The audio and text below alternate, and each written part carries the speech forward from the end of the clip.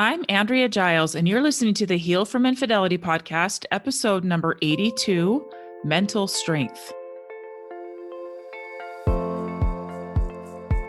Hello, and welcome to the Heal from Infidelity podcast, where courageous women learn not only to heal from their spouse's betrayal, but to become the boldest, truest, most decisive, and confident versions of themselves ever.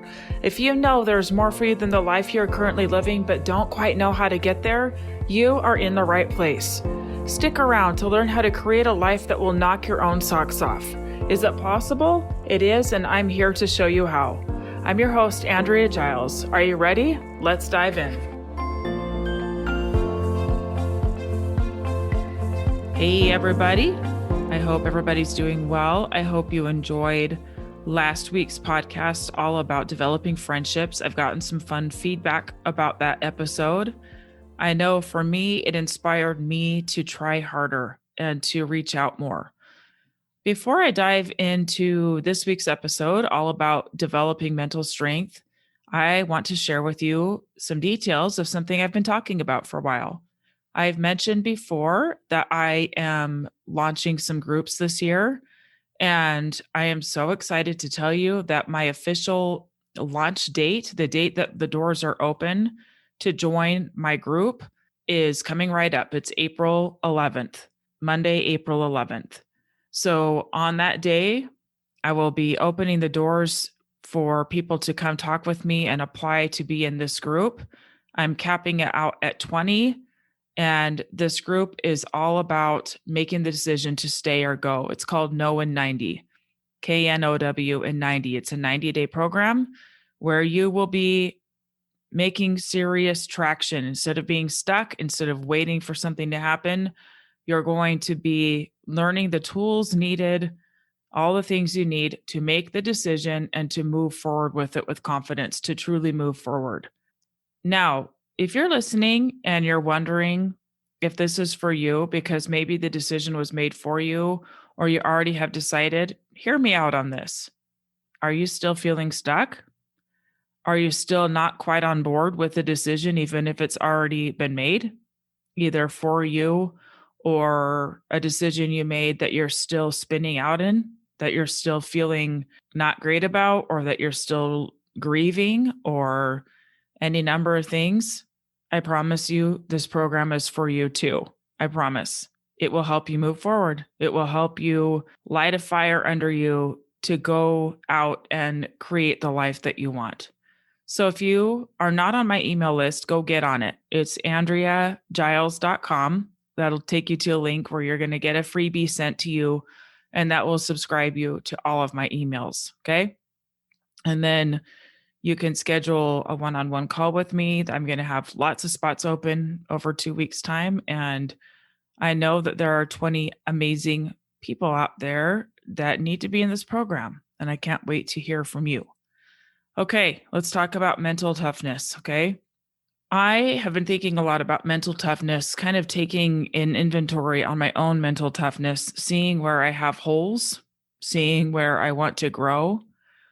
And I've been thinking about you and what infidelity can do to our brains. Infidelity can make us feel very untough.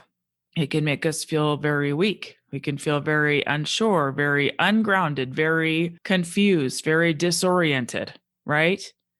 Maybe you thought that you were happy, and so the infidelity came clear out of left field. Maybe you thought that you were a good wife. Maybe you thought that he was really into you.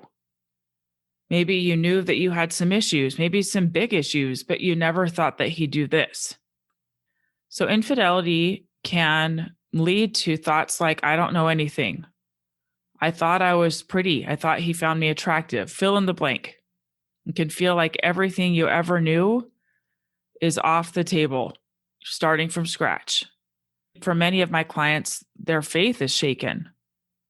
I remember that. I remember feeling somewhat betrayed, like that I had kind of played by the rules and this wasn't part of the plan. Everything can feel really upside down. So, where does mental toughness come in? Let's start with physical toughness, okay? How does physical toughness or strength happen? We don't wake up one day and say, today I'm strong. Look at those muscles. Wouldn't it be awesome? Have you ever wanted to lose weight or get strong and you go for a run for a couple miles and then you're disappointed that you don't have the ripped abs and the strong legs? You're like, wait, I ran today, right? Wouldn't that be awesome? If it was that instant, I exercised 3 times this week. Shouldn't I be there yet? Right? It can be frustrating that it's a slow, steady process at times. Physical strength comes from steady work, right? I just had a baby, as you know. She's going to be 4 months old this week.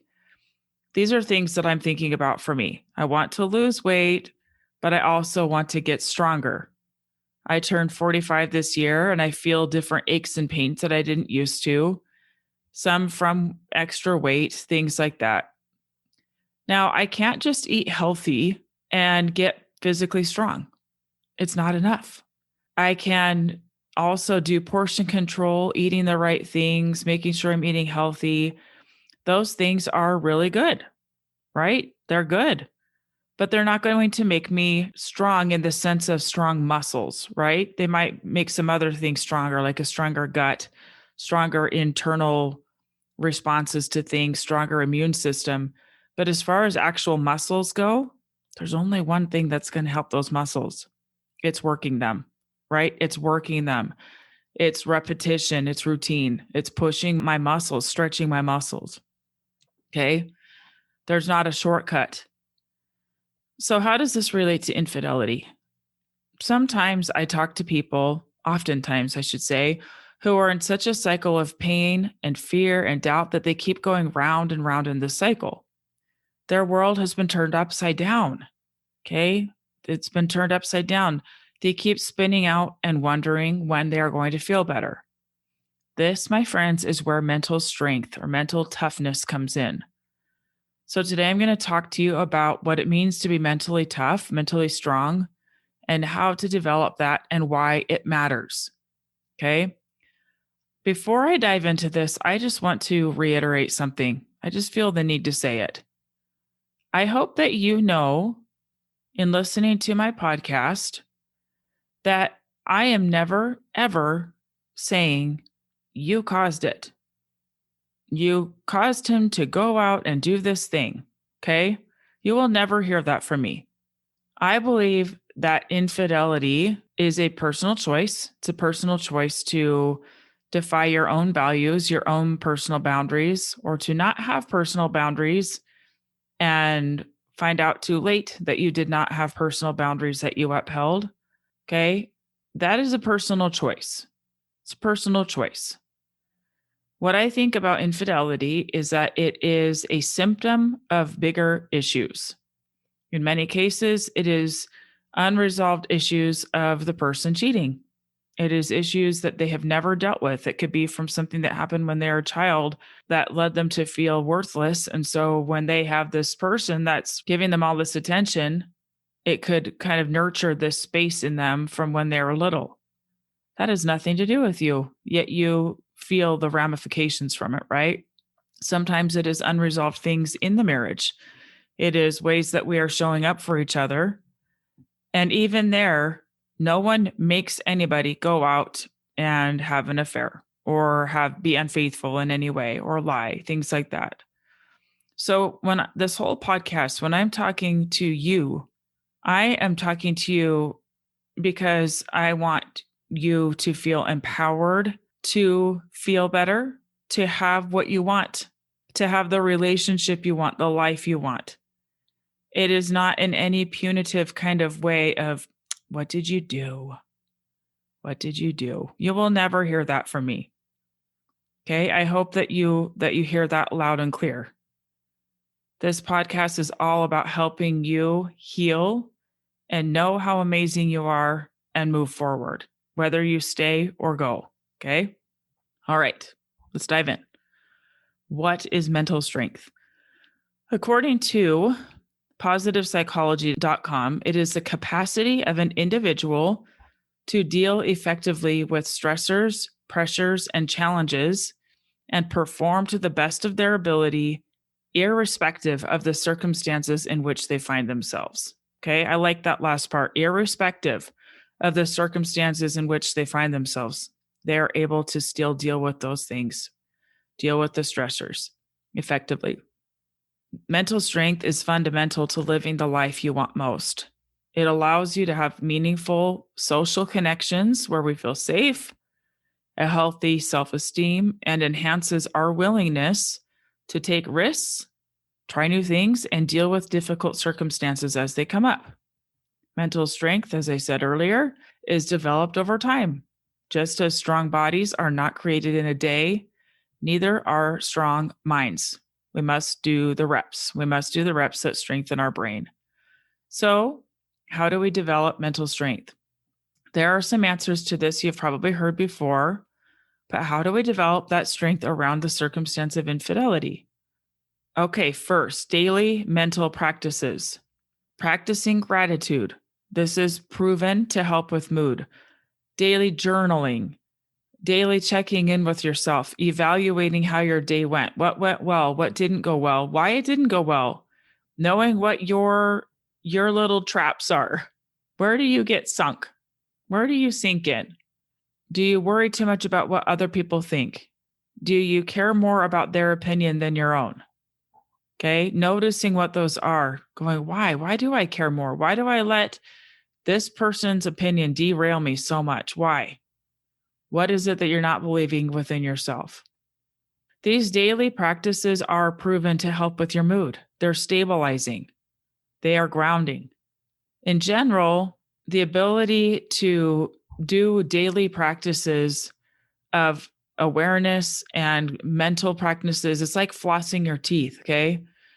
You're going to build this resilience. You're going to build an attitude. You're going to build an attitude that teaches you that challenges are an opportunity and not a threat. This will teach you to take things in stride. It will help you to develop trust that you know that you will bounce back, knowing that you will land on your feet. Okay? These daily mental practices help you to become more resilient.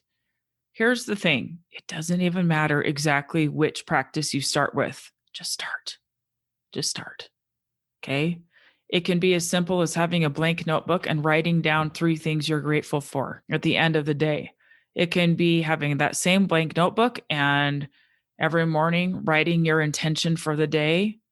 And then at night, checking in and going, how did I do? And doing a really simple evaluation. Where did I go off the rails? Where did I stay on? Okay. It can be so simple. And these are the things that are the dental flossing of the brain. Okay. Keeping things clean, noticing when there's an issue. Okay.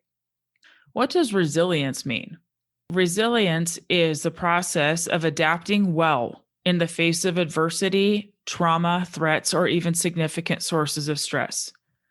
Being able to bounce back. Okay.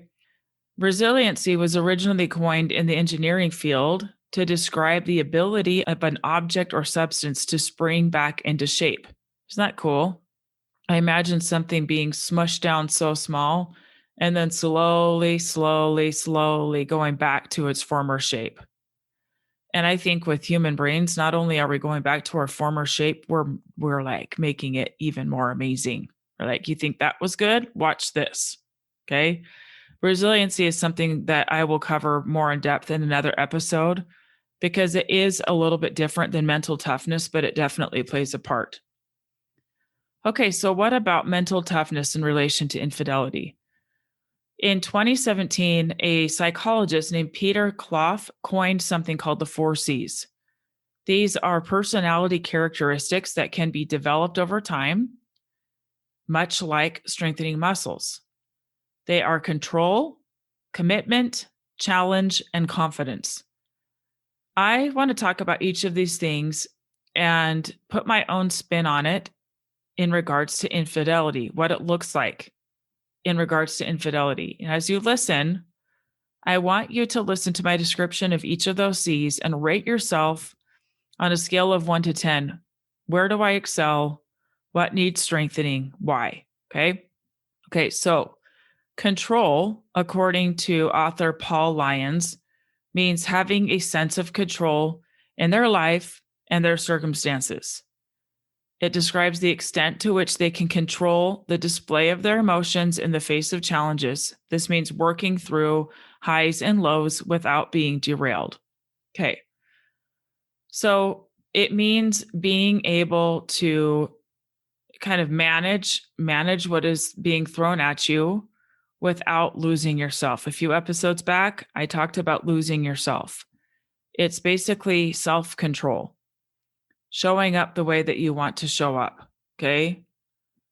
Number 2, commitment. Commitment means having the ability to make goals and stick to them. When people think of being resilient, they often are thinking in terms of control and commitment. They bounce back. They are steady. They don't go off the rails, or if they do go off the rails, they always come back and learn from what took them off the rails in the first place. Okay, challenge. Challenge is the extent to which someone will push back on their boundaries, embrace change, and accept risk. It's also about how they see outcomes, both good and bad.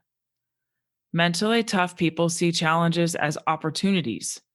They relish in the idea that they can learn and grow in an unknown situation. They do not shy away from it. People are strong in the challenge realm, and they usually enjoy new places, meeting new people, and being innovative and creative. Okay? They have grit, they have tenacity. Confidence is the self-belief an individual has in their own abilities, especially their belief in themselves that they can deal with conflict and challenge. They'll have self-belief that they will be able to deal with any situation and the inner strength to stand their ground when needed. Okay, so why do these matter in the realm of infidelity? Let's talk about it. Okay, control. Sometimes I see clients make things much harder for themselves by how they handle infidelity. Again, please know I am never judging, never. I'm just trying to help you avoid pitfalls. Okay, here's a couple of them. He cheated, so I'm going to cheat to get back so he can see how much it hurts. He says he wants an open marriage, so even though I don't want one, I'm going to go do this just so he knows how awful it feels. Retaliation, revenge. These might feel like control, but in reality, it's the wrong kind of control. Wanting to keep the upper hand in the relationship, but really just hurting yourself and the relationship more is not the kind of control we're going for here. Okay. Here's why. Because that kind of control is more punitive, and it's mostly done out of acting outside of your values and not showing up how you really, truly want to be. Okay. Real control, the kind of control that I'm talking about in regards to mental strength, is truly about showing up the way that you want, holding onto yourself. Okay. You might have a thought that comes through your mind that you know is mean, and you might feel really justified in saying it, but not saying it because of the kind of person that you want to be. And I am not saying holding back your expressions of hurt and frustration and all of those things. But when we're losing control, it's just like rapid fire. I'm just going to say this just because I want to. And it ultimately can actually slow down the process, because then you're adding hurt to hurt. Like, you're hurt, so I'm going to hurt you because you hurt me. And then he's more hurt. And then we're all just hurt. And it has not quite the effect that we're trying to go for here. Okay. With infidelity, it is so easy to feel out of control, right? Everything just got turned upside down. But the ability to maintain control, or at least sometimes maintain control, is imperative. It will help you manage your emotions and ultimately avoid things that will make things harder for you. Okay. With control, we are not only controlling our actions, but we're also controlling our thoughts. Okay. I have a good friend who is also a coach who recently shared with me that she was married twice. Both times they were unfaithful. And as she looks at how she showed up in those marriages, she was thinking really, really negative thoughts about each of the spouses, like really negative. She very much felt like a victim and felt trapped and spent her days really loathing her partner. and then they had affairs. And so while she does not take responsibility for their having an affair, she does take responsibility for the negativity that she had in her mind, that she did not self-confront. Why am I feeling so negatively? What is going on? What am I not saying? What am I not asking for? What am I not confronting? Okay. Mental toughness in this situation looks like setting boundaries around where you will allow your brain to go. And if things keep coming up, dealing with them, talking about them, asking for help, whatever it is, okay? Taking responsibility for it rather than just having these thoughts go unchecked and ultimately bleeding out into the relationship. Okay, next, commitment. Oh, commitment really matters in infidelity. Commitment matters in deciding if you're going to stay or go and deciding when you're going to revisit that decision. Okay. Commitment means staying the course. There are times to stop and reflect and analyze, but doing them with the intent of moving forward. Okay. For example, I worked with a client who was committed to staying in her marriage. And she was meeting with me, working towards that end. And then one day she got more information and she decided that it was no longer safe or what she wanted to stay in her marriage, just like that. But she had made the decision beforehand, this is what I'm going to do. And then when she had new information, she gave herself permission to change her mind. The lack of commitment that I'm talking about looks like every 5 minutes going back and forth and back and forth. And so we say we're committed and we're showing up in one way to a decision. Like, let's say that somebody is committed to getting divorced and they start taking really strong, loving action towards that end. And then they keep changing their mind and making it harder for themselves, going back and forth and back and forth. Okay. The circumstances haven't changed. You keep changing your mind. With this particular client, she didn't change her mind first. The circumstance changed first, and then she reevaluated and decided she wanted to leave. Commitment allows you to stay the course, to hold steady. Okay. I'm staying. This is how I hold him accountable. This is how I hold myself accountable. This is what this needs to look like for me to feel safe here. Okay. Not shying away, telling the truth, showing your pain, letting him see it, not shielding him from it, but not actively trying to punish. Okay. Those are parts of commitment. All right. Next, challenge. A willingness to step into hard, unknown, and risky situations. As I have prepared this episode, I can say that this is the one of the C's that I probably excel at the most. I moved a ton as a child and I've moved a ton as an adult. I've experienced so much change in my life. I've moved to foreign countries. I have lived in poverty type situations where I spent several months in a tent, all kinds of interesting things. Okay. And because of this, I do have this mental attitude towards challenge that I'm like, well, I'll figure that out. I don't know how, but I'll figure it out. Okay. One of the areas where this showed up for me is in deciding to pick up my family of 6 or 7, me and my 6 kids, and move to Montana, to a tiny, tiny town, and become a mother to 5 more children and be married to a widower and move my kids again. My son was a senior in high school. He went to 3 different high schools. Some thought I was a little nutty. Some thought that it was not fair to my kids. Some people have their judgments, right? I had the mentality that I'll figure it out. We'll figure it out. My kids are resilient. That was my thought about my kids. They're resilient. We'll figure this out. Okay. I've experienced this in starting this business, in starting this podcast. Feels risky. People might judge me. People might have thoughts, but this overriding attitude that I'm up for it. Oh, this is challenging. I'm up for it. Okay. There's fear there that comes up sometimes. All of those negative emotions, the same things that are there for you sometimes. But the challenge of it the challenge overrides the fear and doubt. I can do this. This is an attitude. I'm willing to be open to this being for my good, for our good. It is not ruining my life. It is helping me become a better version of myself. It's helping us become a better version of us, whether we stay or grow. It's an opportunity.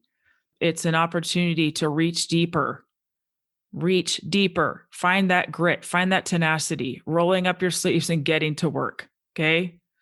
Here's some ideas of circumstances where you could use this. I'm stepping out into being single at 50. I can do this. An adventure awaits. I get to create it. Or we are inventing marriage 2.0.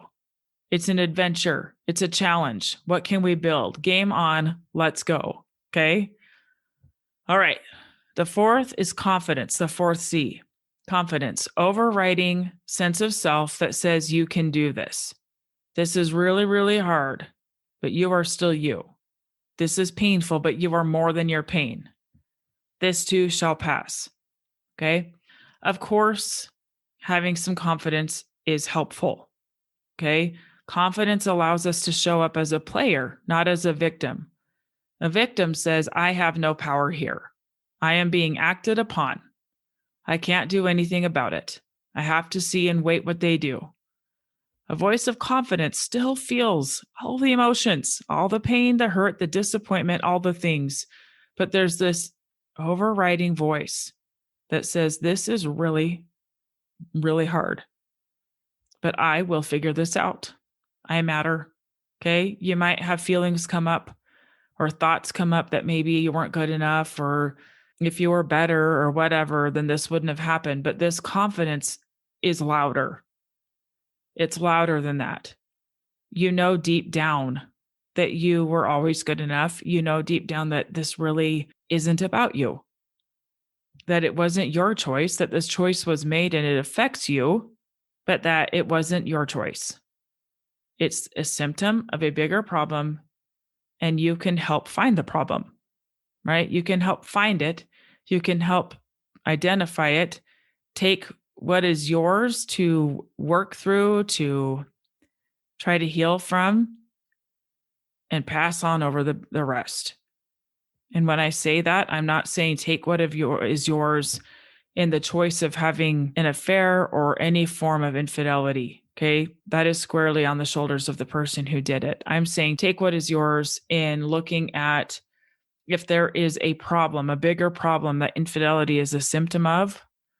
What is the problem? How have I contributed? How can I clean it up? Okay.